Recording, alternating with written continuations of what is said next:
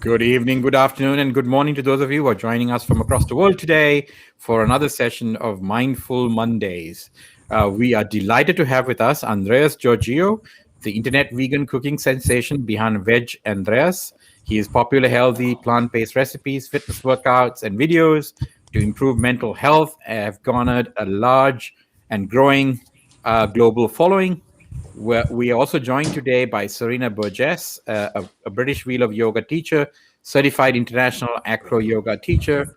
Serena has been practicing yoga for 20 years. 13 of those, she has been working as an instructor in both the UK and in Sri Lanka. She is also going to join us today, and we're going to do the mind-body thing today. And we're going to start. Obviously, Andres is going to do some cooking. Serena is going to do some movement, so you can be, you can nourish your body as well as your spirit with the food that Andres is going to prepare for us. So we're looking forward to a sort of an exciting session of Mindful Mondays. Welcome to Pandemic Punditry, Andres and Serena. Hi, thank you. You're welcome. Andres, can you hear us okay? Hi, Andres. Can you hear us? I think he can hear us. Can you hear us? Maybe not. Andres, can you hear us? Andres, can you hear us? I think we're doing a very poor job of sign language, Karthika. You might want to. Can you hear us? Can you hear us? Okay, I think he suddenly realized he had muted himself and the mic. Okay, Andres, I think you can hear us now, right? You can hear us okay? Yeah, well, maybe. Andres, we can hear you. Hello? Yeah, we can hear you. Can you hear us? Hello? We did hear him before quite clearly. Andres, can you hear us? You might have muted the sound. I don't know. Hello? Oh, yes, we can hear you now. Can you hear us? Can you hear us?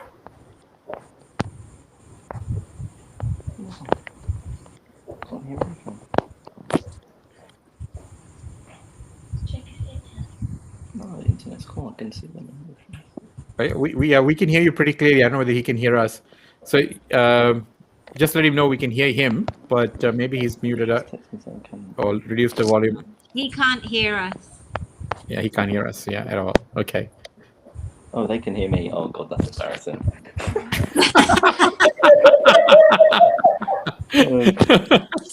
That was fun. Hey, this is the joys of live television or live streaming, right? We get to see all the bloopers all in once. Serena, can I start with you while? Yeah, hi, Andres. Hello? Can you hear us? Andres, can you hear us? No, I don't think he can. You want to suggest Hello? that he? Hello, hi, can you hear us? Try to even come back on. Yeah, that's right. Good idea. He should come back on. Okay. Karthika, you want to let him know that?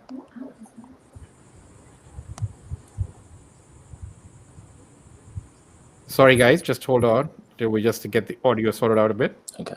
The joys of technology, people. The joys of technology. Okay. Hi, Serena. So while we have you, Yes. all right, I know you're a really popular yoga instructor in Sri Lanka, and you've been doing this for a considerably long time.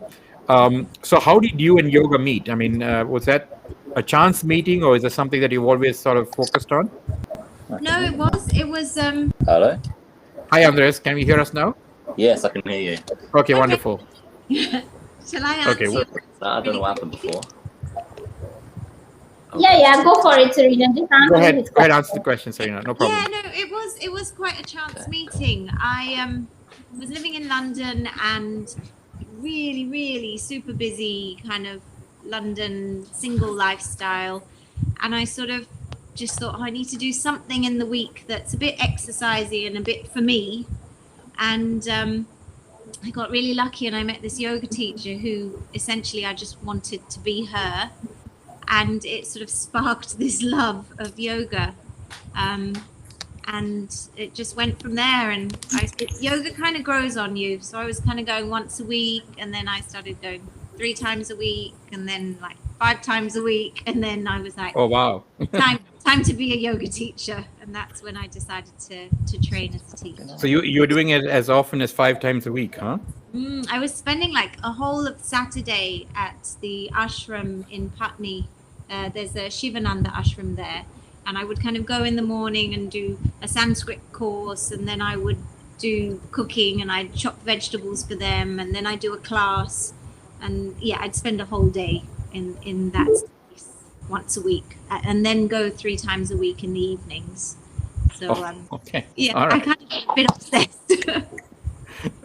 So you and yoga met when you figured you wanted to be a little healthy, and you sort of got obsessed with sort of the benefits that obviously was accruing to your practice, and then at some point you also made the decision then to sort of become an instructor and spread the good to all others as well.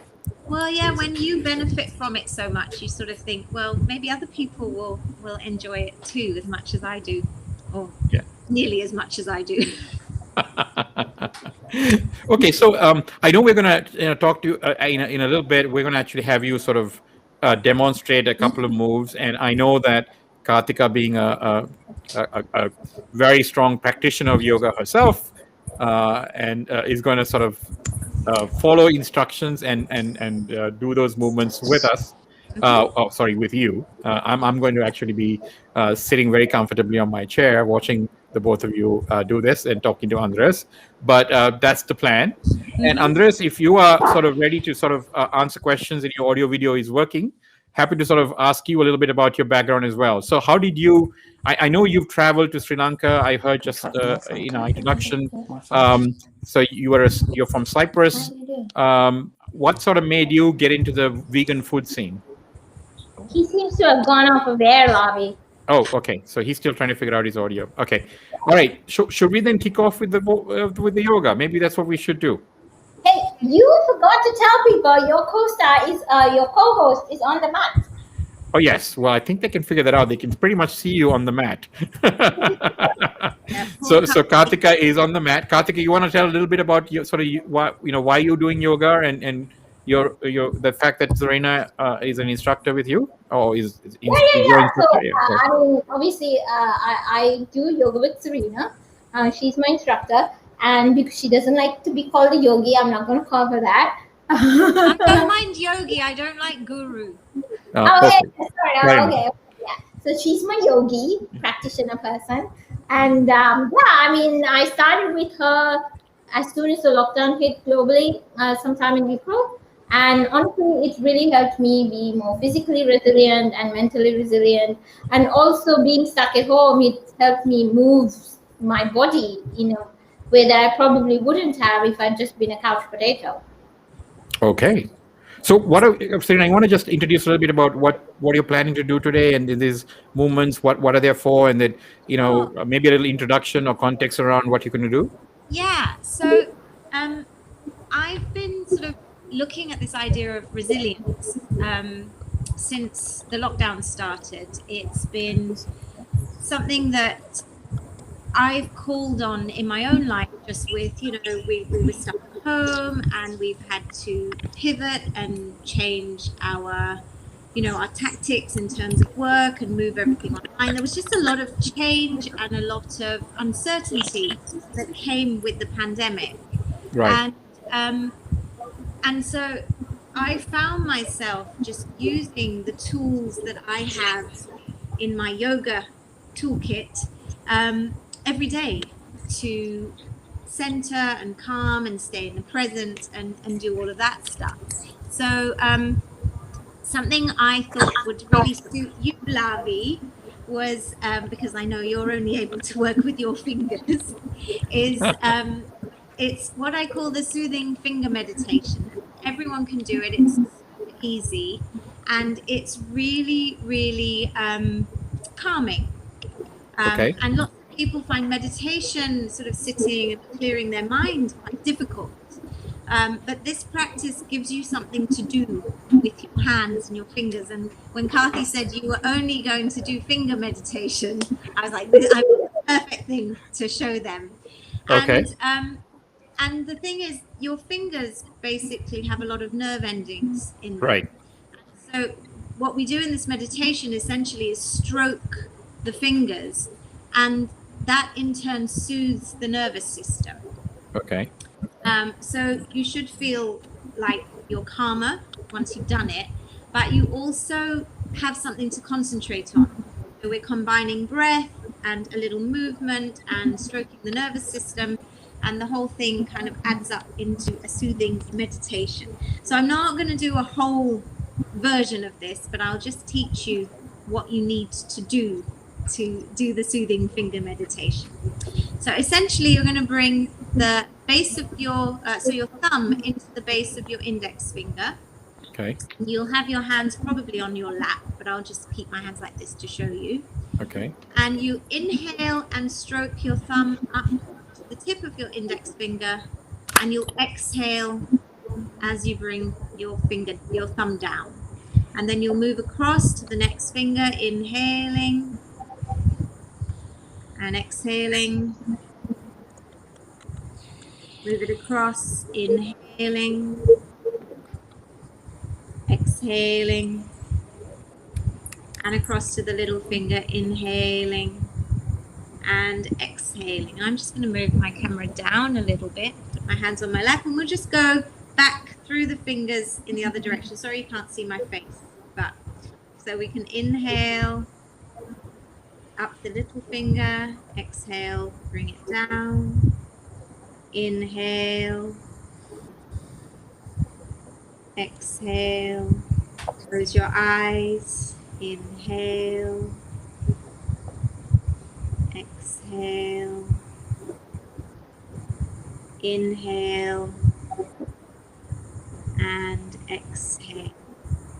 And so that's one round going across and back. Okay. I normally recommend people do 3 rounds. It usually takes about 3, maybe 4 minutes. And by the end of it, if you've closed your eyes, you've really focused on what you're doing with your fingers and your breath, you should feel quite calm and relaxed. Kathy did it properly. How did you feel? Yeah, I felt really good. I'm almost sleepy now. I saw Andreas doing it as well. Yeah, I was quite pleased with that. And it's one, I always give people homework with this one, and I say, go and teach it to somebody else. Because it's really easy. If you've got kids, teach it to your kids. It's super soothing, super easy. And it's perfect for you, Lavi, because it only involves your fingers and your breath. Yeah, Lavi, are you there? You seem a little frozen. He's frozen. Yeah, he looks frozen. So Andreas, do you want to talk us through what you're doing today? Yeah, sure. So I'm going to be making a whole foods plant-based recipe. And it's going to be a smoky barbecue chickpea bowl with some sweet potatoes and some veggies in there as well. It's quite high in protein, high in fiber, and overall really good for you. Okay. So while Andres is prepping, Andres, you want to walk us through sort of the ingredients and all that first, or? Yeah, of course. So the first thing I'm going to do is start by peeling and chopping some sweet potatoes so we can get them in the oven nice and soon. While they're in the oven, we'll basically use some chickpeas, and we're going to fry those off. We're going to add some onion and red cabbage to the dish. There's going to be a little bit of dash of barbecue sauce, some garlic, some seasonings, and then a big helping of spinach as well. But the first thing I'm going to do is I'll start by peeling the sweet potatoes. So you would. I hope our part of the world has already had their dinner. If not, you're going to be really hungry by the time Andreas finishes. So you peel the sweet potatoes. Yeah. And if people are having a hard time, in any kind of sort of yam or similar thing will work okay as well, right? Definitely. White potato is fine. Yam works well as well. Any sort of like starchy vegetable you can substitute for that. Okay. So you carrots as well if you wanted. And the temperature of the oven would be what if they were to preheat it before putting it in? So I just preheated it to about 180 degrees Celsius. 180 degrees Celsius. Okay. Yeah, depending if it's a fan or if it's just a conventional oven, it might take a little bit longer. So in my oven, it will probably take around 15 to 20 minutes. Okay. But that could vary slightly. And do you need to sort of prick the potato or anything like that, or you just put it just like that? No, You don't need to sweet potatoes are generally quite soft, so Okay. You don't really need to pierce them or anything. prick them at all. They're fine like that. You can just roughly peel them. You can even leave the skins on as well for added nutrients. If the skins look like they're in quite good condition, Okay. then you can leave the skins on as well. Okay. So once you've peeled them, we're just going to cut them in kind of small, roughly sized chunks. Okay. And these are the size would be consistent with what you want to put in the bowl, is it? Oh, there we go. 1 inch. Yeah, about 1 inch. 1.5 inch. Okay. We're just going to do that for both sweet potatoes. And the dish I'm making today will probably, it's going to make about 1 big portion or 2 small sized portions, but you can of course scale up on all the ingredients if you wanted to make more.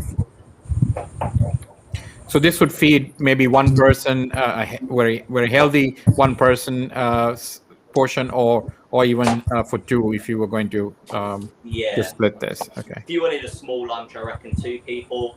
If it was for more like a bigger dinner, then if you're hungry, you could definitely eat this by yourself. Okay. So while Andreas cuts that up, we have a question from the audience for Serena. Inhale and exhale, was that through the nose or was it through the mouth? No, in and out through the nose. Obviously, if you've got a blocked nose or something, then you might have to use your mouth. But generally in yoga, we tend to work mostly in and out through the nostrils. Yeah. And by the way, I must confess that was easy for me to do. I was minimally challenged reaching that finger. As you can see, my fingers are not very long, so I did have to cup them. But that there was a bit of a challenge in that. But I figured out that still is okay. So you stretched it and it was fine, was it? Lovely? Stretched it, yes. So that was a nice yoga stretch. Maybe I need to do some yoga stretches on my finger before I start. But okay, that I think works. So Andreas, tell us what's going on now. So basically, I've just drizzled about 1 tablespoon of olive oil over the sweet potatoes.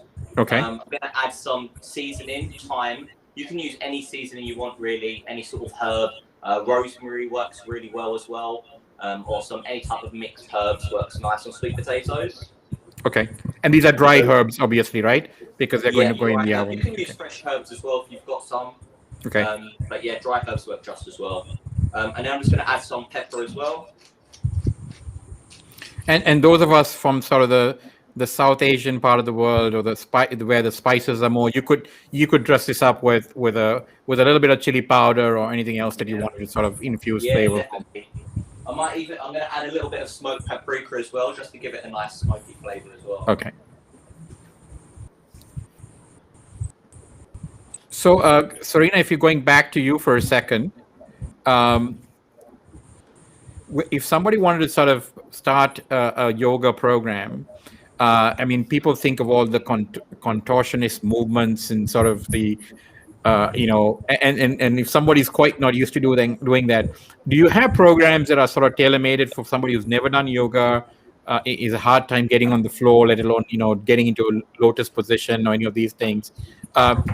Is there other ways to sort of, incrementally add layers of complexity and flexibility to the whole thing?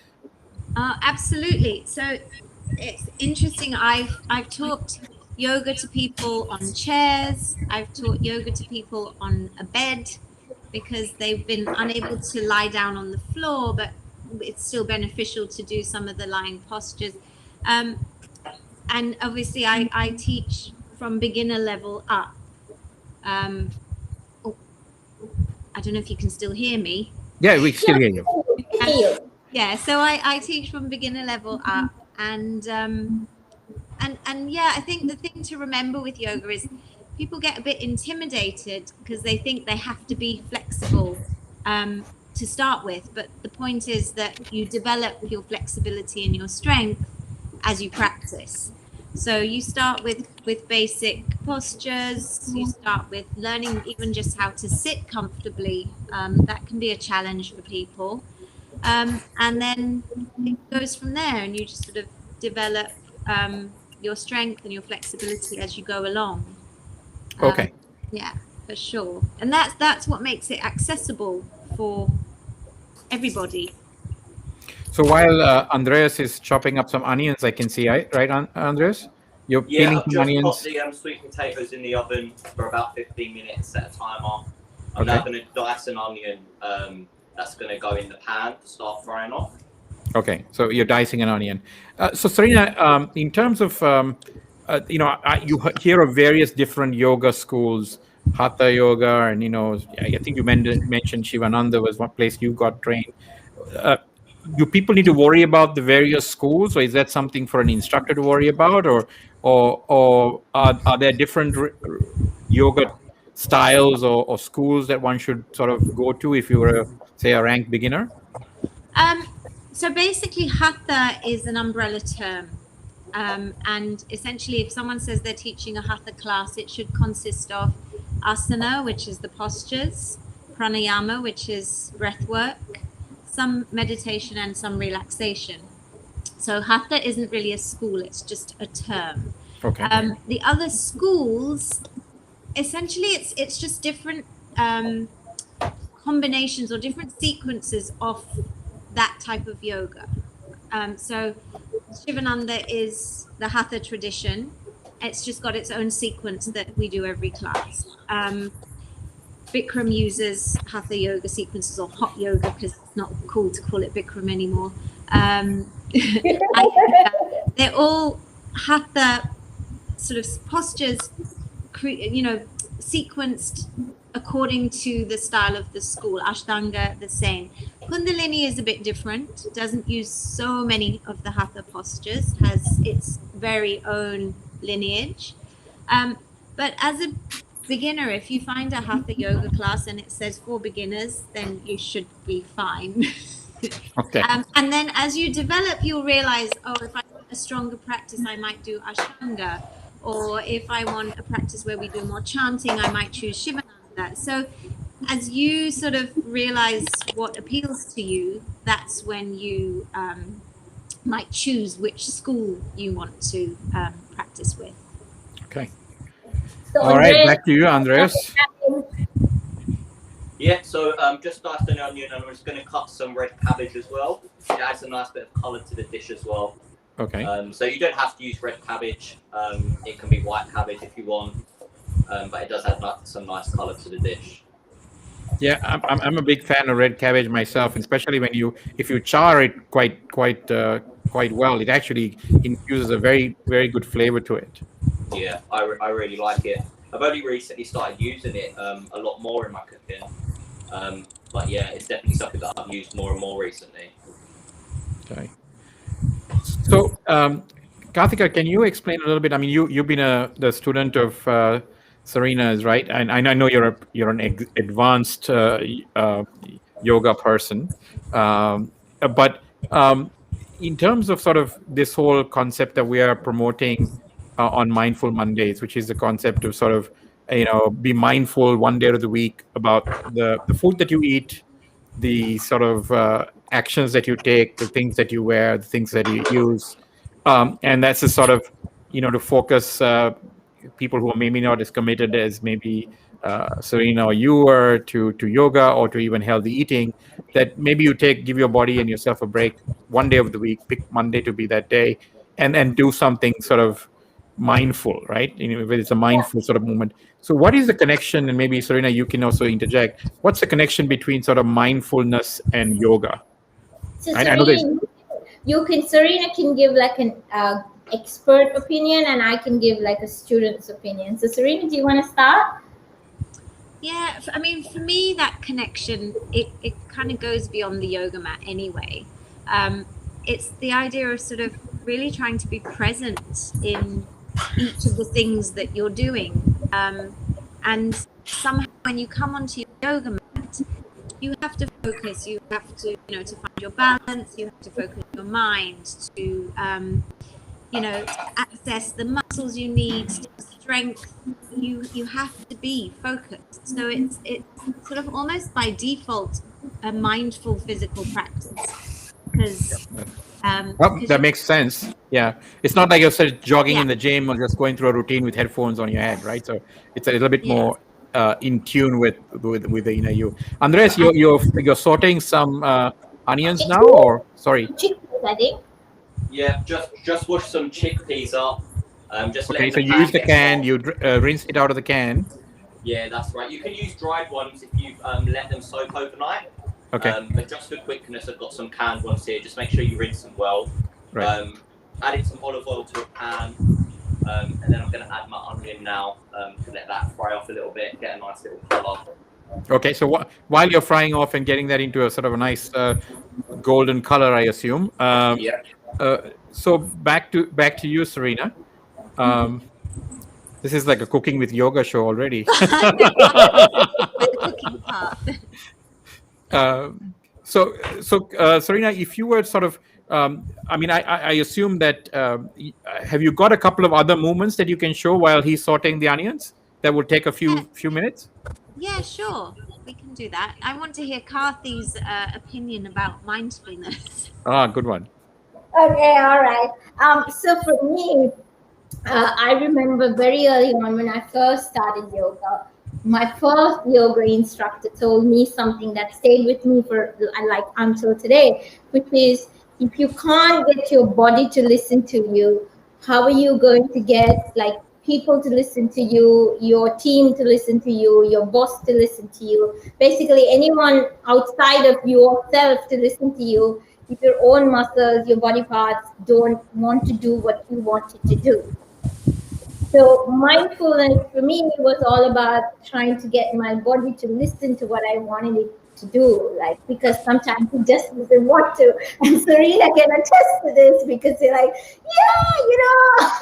it just doesn't want to do it.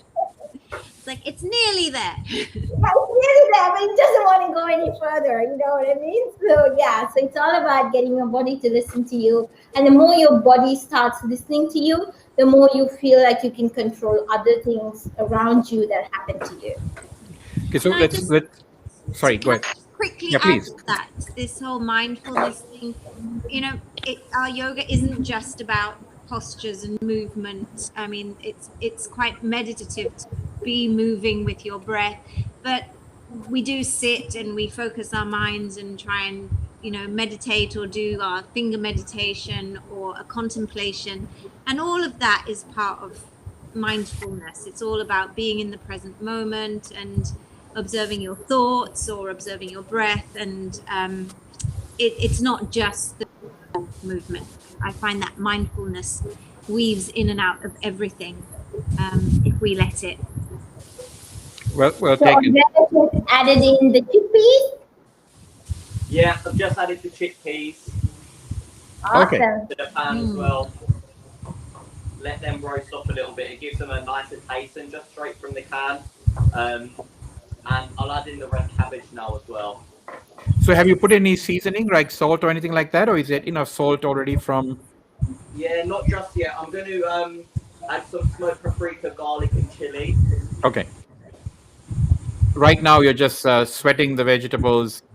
Yeah. And getting a little bit of. Is the plan to get some caramelization on that, or you just want to? Yeah, I've got the onions are nicely caramelized, so they're going to taste nice and sweet. Okay. And they'll go nice with the sweet potatoes as well. And then the spinach and the cabbage kind of give it a kind of a nice color as well for the dish. Okay, great. So maybe while that is sort of getting to a nice point, maybe Serena, you can share another moment with us that's not just the finger one. Oh yeah, sure. Although I want to say that Andreas is very mindfully, he's concentrating very hard, and you can see the mindfulness going into his food. I love it. Yeah, I do like that with cooking. It's kind of like a therapeutic exercise. It's like a meditation, right? Exactly. Yeah. Good. That's what I meant by mindfulness kind of creeps in whenever you let it. Be in the moment, especially when you cook, because if you're not, you're going to burn it. Yeah, you see, that's my. I'm not very good at that. Cooking, I forget and I go somewhere else, and then it's all over. So what is a new movement that you have? Next movement Okay, first. so I was telling Kathy about this. I've got a little Instagram challenge going on. In the next week or so, I'm going to start posting about it, and it's a little sequence of 10 postures for boosting energy.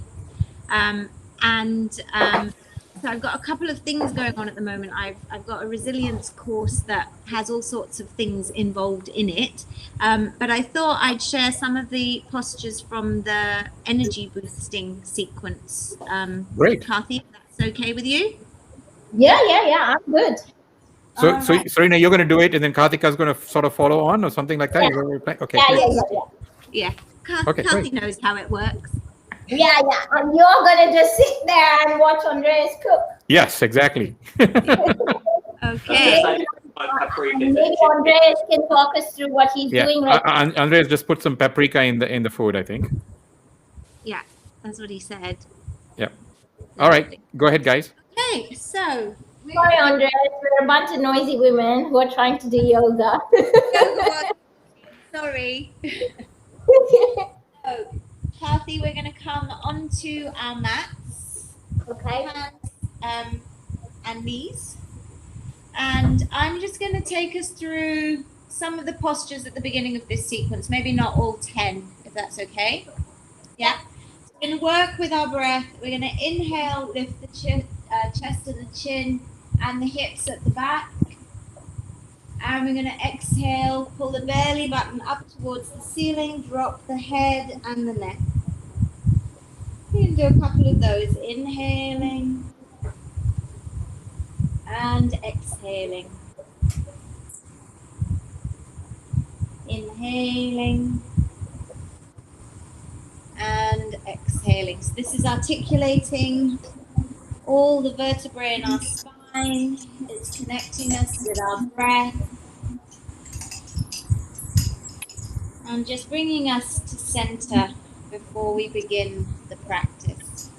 We're going to shift our weight into our hands now and step back with the feet into plank. Breathing here in our plank. Weight over the arms, belly pulled in, shoulders engaged. And then we're going to lift the hips, step the feet forward ever so slightly, coming into our down facing dog. And I always say with down dog, if your heels are struggling to reach the floor and it's pushing your weight forward, you need to bend your knees. And let's just breathe in our down dog for a moment. Down dog decompresses the vertebrae of the spine because you're upside down, you have the weight of your head releasing the spine. So you want to find this nice straight back. We can reach the heels back down. And we're going to step our right foot forward. So I'm modifying a little from the sequence. We're going to bring the back knee down, lift the chest and point the toe. Breathing here. This is a really good stretch for our hips and particularly the hip flexor of your back leg. And then we're going to step it back into our dog. Mommy, you want to check in on Andreas? Yes, I am about to do that. So, Andreas, you putting, I saw some spices in there. That's right. So I've added, this is kind of a very lazy way to use garlic. It's already chopped and in a little kind of white wine vinegar. Okay. So I just added a heaped tablespoon of that. And here's just some chopped red chilies. I've added about half a teaspoon. If you can handle heat a little bit better than me, then you're welcome to put more. Okay, so you could chop up like 3 or 4 cloves of garlic. You can finely chop 3 or 4 cloves of garlic if you don't have the sort of pre-chop. You can also chop up any kind of red chili or a green chili, if whatever fancies you. Yeah, red or green I think would be fine. This one's just red. And I put about half a teaspoon, but you can put a lot more than that if you like your spice. And then you put some. Did you put some salt as well in there or not? No, I usually don't put any salt, to be honest. I think, especially in Western culture, salt is in a lot of foods. Okay. So I try to avoid adding it as much as possible. I'll add a little bit at the end on the overall dish. Okay. But I'll season with some pepper just after I've added a little bit of this barbecue sauce. Okay. So Jack Daniel's barbecue sauce. Okay. And I'm sure the barbecue sauce itself has seasoning in there. Yeah, exactly. Yeah, it comes with seasonings in it, and this is actually like a Jack Daniel's one as well. So, but all the alcohol obviously cooks off in the cooking. Right. So you have now chickpeas, onions finely diced, red cabbage. Yeah. Sort of caramelized in a tablespoon of olive oil, some smoked paprika. Yeah. And you put in the minced garlic, the minced chili. Yeah. Have I missed anything? And just a drizzle of barbecue sauce at the end. And a drizzle of barbecue sauce. Okay. And that's what you have in the dish right now. That's pretty much it. I'm gonna add a little bit of pepper, and then black pepper. Sorry. Black ground pepper. Yeah, that's right. And then all you need for it is a handful of spinach, and we'll let that wilt down. Okay. The sweet potatoes are pretty much done now, so they're just resting. But you can just this is already pre-washed, but if you just make sure you wash your spinach properly first. Right. Add a good handful of that, and that will wilt down into kind of the chickpea dish as well. Okay. And this is the baby spinach when wilted down or cooked down is quite appetizing. Yeah, definitely. I love spinach. It's good to add your kind of leafy greens to as many meals as you can. Yep. So there were two movements that you just did, Serena, right? Sort of the downward, and then the downward dog. So that was 2 of the 10 that you normally do. Okay. No, we did about 4, Lovey. Oh, sorry. Yes, I lost count. Yeah, we did cat and cow. We did cat, cow. We did down dog. Okay. Down dog, and then we did our little hip flexor. Correct. Which we would repeat on the other side, because you always want to be working evenly with both sides of the body. Okay. Yeah. Okay. I have a question about the salt in the chickpeas. Can I ask it now? Sure, please. I'm sure Andreas. Yeah. So, like I said, I don't really cook. My husband is the cook in our household. And when we make chickpeas here, yeah, I find that we have to add quite a lot of salt to bring flavor out. Mm-hmm. Are the ones in the can, are they in salted water? Let me just check for you. Because the same. So these ones. Yeah, they should be in brine, I think. Yeah, you can get them in brine or water. These ones were in brine, so they'll already have some salt in it. And I think with the barbecue sauce as well, that's got a little bit of salt in it, so all the flavors start to come out with that as well. With the dry ones, I imagine you need to add the salt though. Yeah, because the same thing happens when I cook dal. Unless I add loads of salt, then the flavors don't really come out so well. Yeah. I think when I've made dal as well, with the lentils as well, I like to add quite a bit of salt. If you add it to cooking, then at least some of it will cook off as well. So you don't need to be too conscious of that, I suppose. But with this dish, I found that I haven't really needed to add any extra added salt. Mm. Thank you. This is pretty much done now. The sweet potatoes are finished cooking in the oven, so that's all right. You want to just assemble it now and show us what it looks like? Right. Yeah.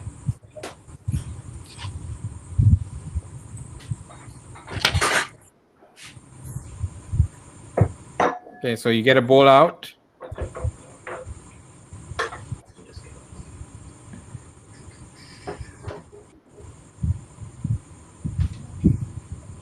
In case people are wondering, sweet potatoes have an awfully great amount, or a lot of not awful, but in a good way, a lot of vitamin C. So it's very sort of immunity boosting thing to have, especially in the time of COVID. Vitamin A as well.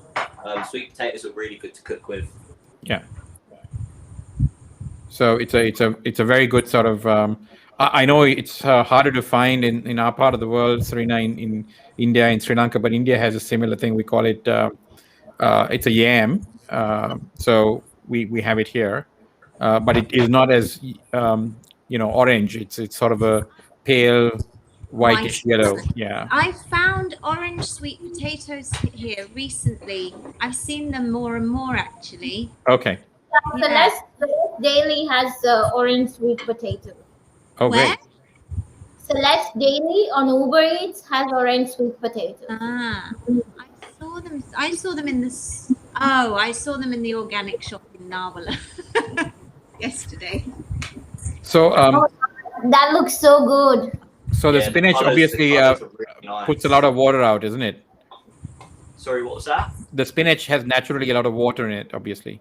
Yeah, exactly. And it kind of makes the chickpeas, it works with the barbecue sauce, and it kind of makes it all nice and it makes it nice and saucy as well. Okay. So just the sweet potatoes that add. You just roughly add your sweet potatoes on top. On top, okay. And yeah, I don't know if you can see that very well. Oh wow, that looks pretty good. That looks very appetizing. Yum. Yeah, it's really good. It's one of my favourite dishes. It's quick to make, and it's actually 25 grams of protein in this as well. So on a whole foods plant-based diet, some people wonder where you get the protein from without animal products. But this just goes to show you can have a high fibre and high protein meal in around 20-25 minutes. Yeah, which is how long it took to cook you. I mean, you pretty much started from scratch. We showed the entire the process, and that looks like a really good. I mean, I think you'll be pretty full eating that whole bowl. I think that's for when you're really hungry. You can easily split that with somebody else if you were not that hungry. Yeah, that's great, Andreas. So sorry, I just have a quick question. Sure. Andreas, what advice do you have for people who say, "Oh, we're working out, we're bulking up, and because of that, we can't be vegan because we need to eat like eggs or chicken or whatever"? Yeah, I mean, I had that same limiting belief a few years ago. So I've been vegan for just over 3 years now. And back then, I used to have meat was kind of the main basis of every meal I had, breakfast, lunch, and dinner. But the thing most people don't understand is that there is protein hidden. It's not even hidden. It's just not marketed as much as animal-based protein, and it's all to do with marketing, really, where people have these beliefs from. But for example, a can of chickpeas has. I can just show you in the can right now.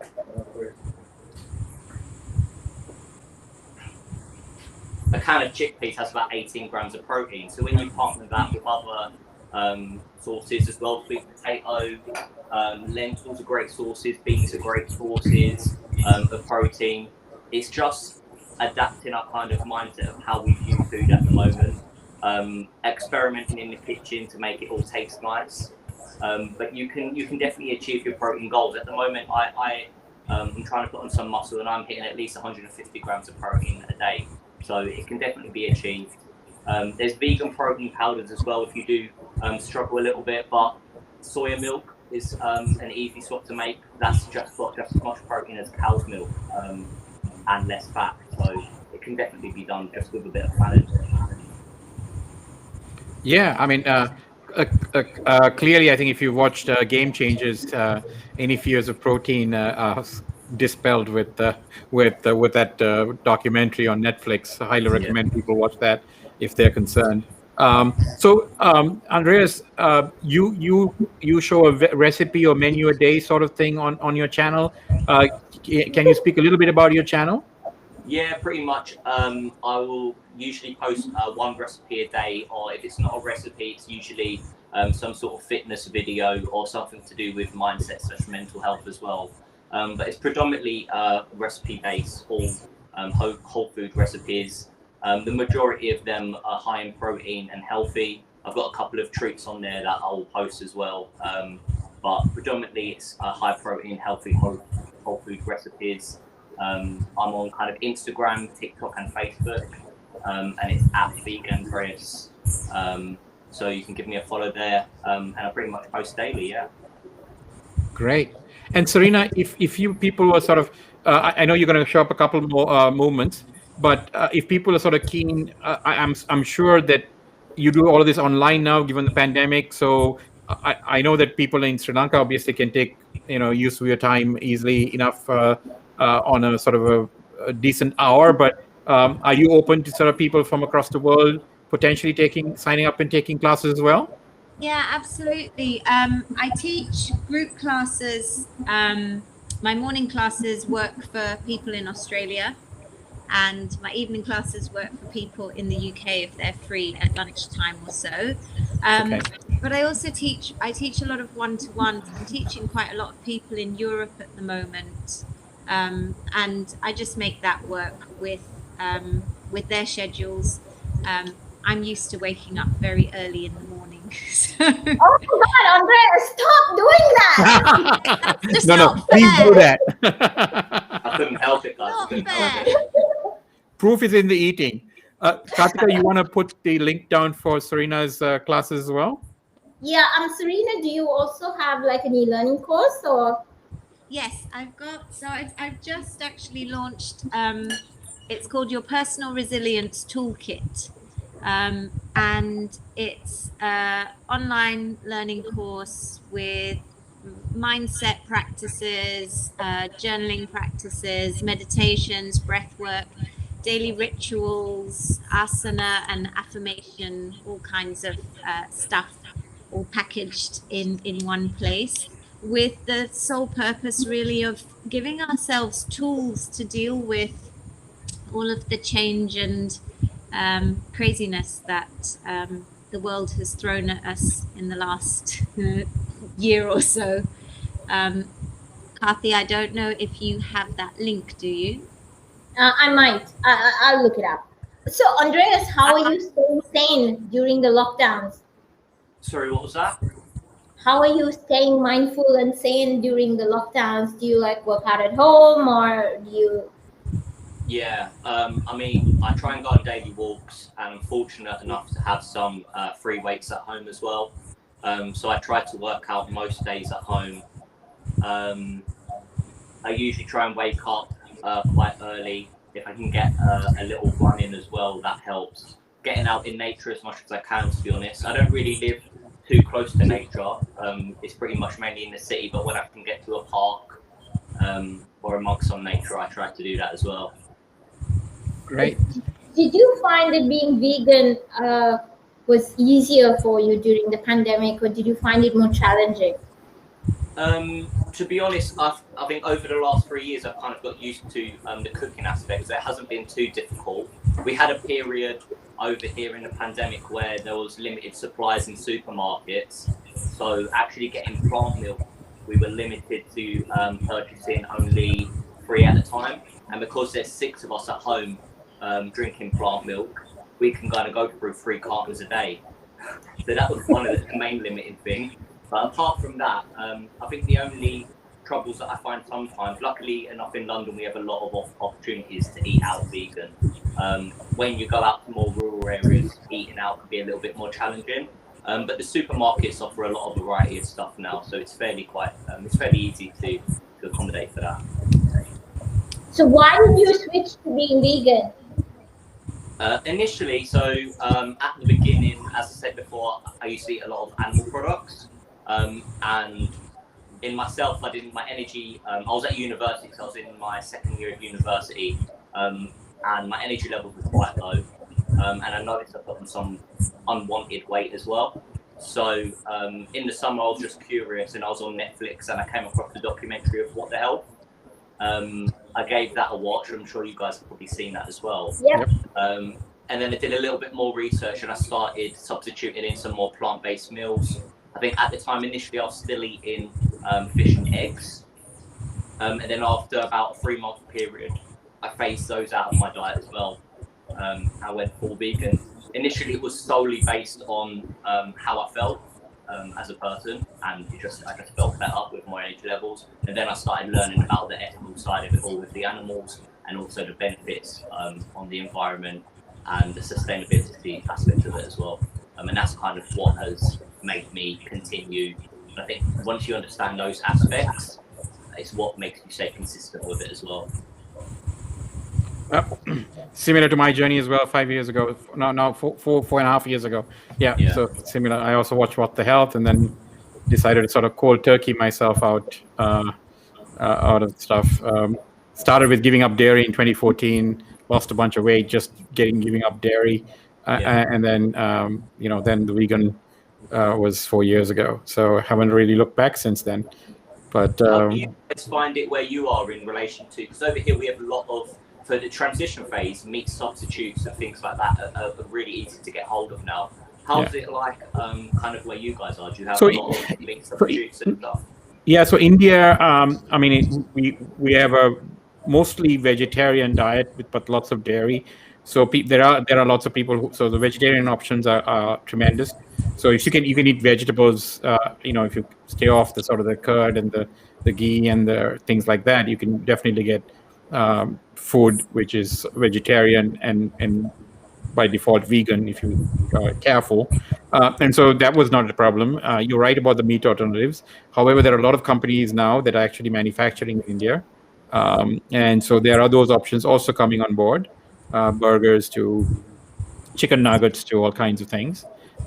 So yeah, I mean, there is definitely that becoming more available on almost, weekly or monthly basis. You hear of another company that's sort of come into the scene.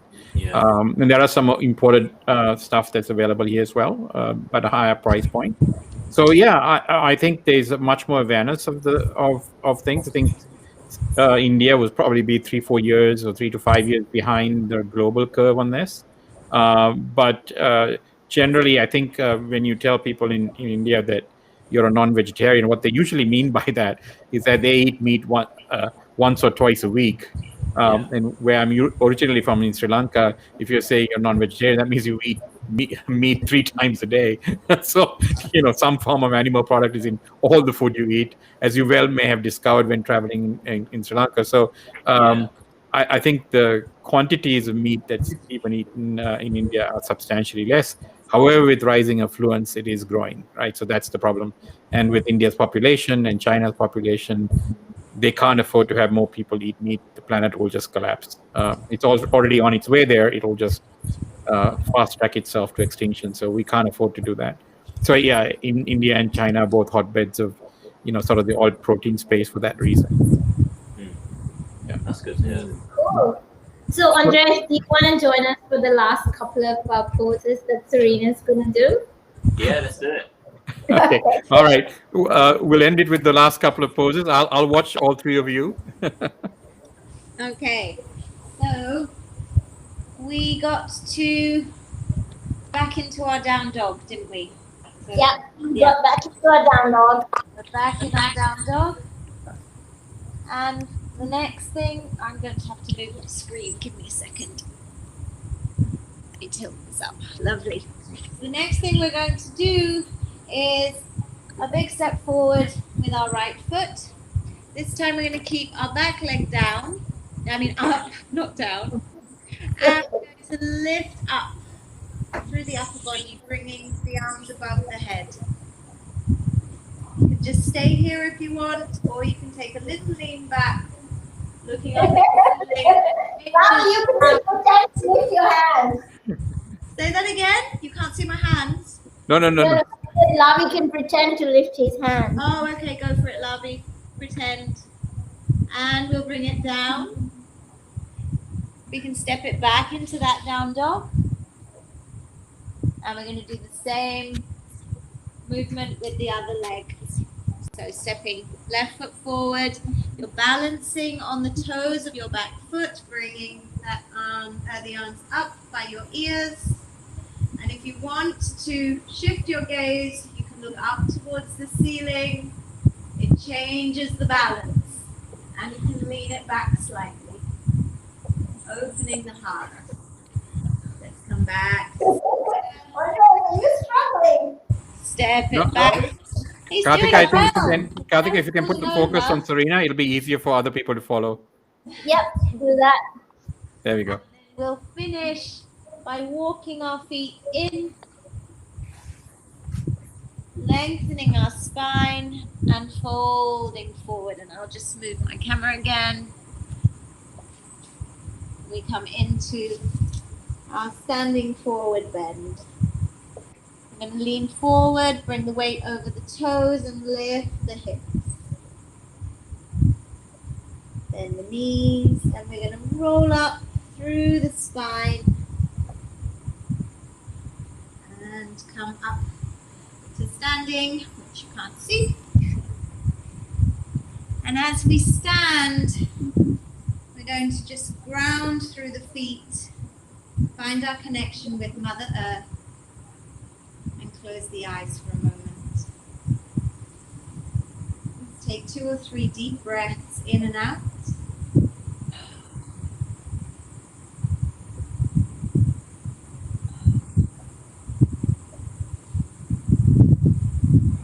Bring the hands to the heart, open the eyes, and say Om Shanti, which means that I wish you peace. Om Shanti. Om Shanti it is. Andreas, thank you for joining us. That was very nice of you to actually do the movement. Thank you for doing the after that yoga. huge cooking session. Yeah, it was really good. So thank you very much, guys, both Andreas and Serena for joining us today on Mindful Mondays. That looked like a completely appetizing recipe, so definitely want to try that. Andreas, thank you so much for joining us on a Monday afternoon for you, and Serena for a Monday evening or nighttime for you. And on behalf of Pandemic Punditry and Karthika for actually doing the routine.